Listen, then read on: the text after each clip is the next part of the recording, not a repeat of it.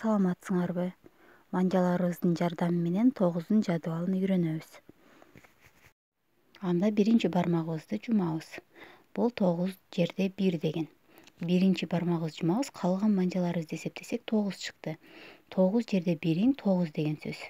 Манжалыбыздын сол жагын ондук, ал эми оң жагын болсо бирдик катары карайбыз. Эми 9 жерде 2. Бул 1 ондук болуп атат. 1 ондугубуз 10го барабар. Калган оң жактагы манжаларыбыз 8. 1 ондукка 8'i корсок 18. Анда 9 жерде 2 18 экен. Эми 3-чү манжалыбызды жумабыз. Бул 9 жерде 3 деген.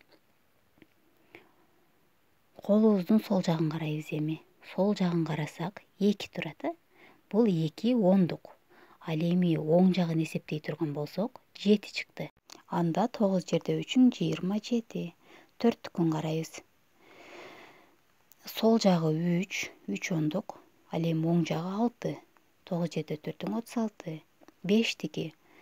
Сол жагы 4 ондук. Ал эми оң жагы 5 45. Эми 6-сы.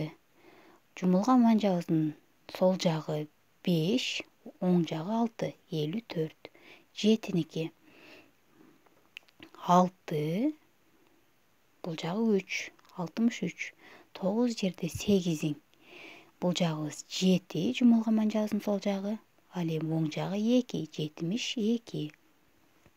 Мына жумулган манжабыздан сол жагын эсептейбиз да. 5, 2, 7 болдубу? 72. Анда 9 жерде 8'in 72 экен. Эми 9 жерде 9. Кайра эле кошобуз. 5 манжага 3 манжабыз кошобуз. 8би? 8. Жумулган манжабыздан оң жагы 1. 9 жерде 10. 10-чу манжабызды жумабыз. Сол жагын эсептесек 9 ондук болду. 90 болду. Оң жагын эсептей элсек калбай калды. Анда 90 болду.